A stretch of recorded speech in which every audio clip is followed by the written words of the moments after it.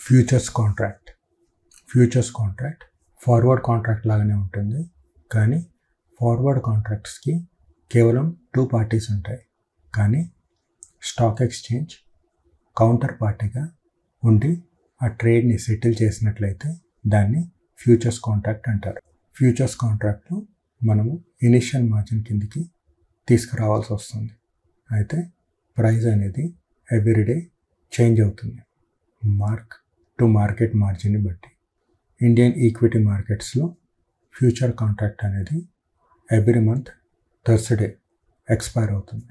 అయితే ఒకవేళ ఇండెక్స్ ఉన్నట్లయితే అది వీక్లీ బేసిస్లో అవుతుంది, అది ఎవ్రీ వెనస్డే అవుతుంది.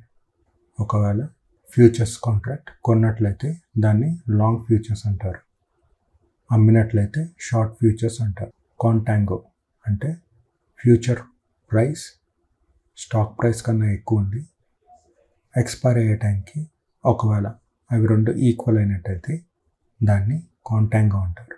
బ్యాక్వర్డేషన్ అనగా ఫ్యూచర్ ప్రైస్ స్పాట్ ప్రైస్ కన్నా తక్కువ ఉండి ఎక్స్పైరీ డేట్ వచ్చే టైం కదా అది ఈక్వల్ అయిపోయినట్లయితే దాన్ని బ్యాక్వర్డేషన్ అంటారు.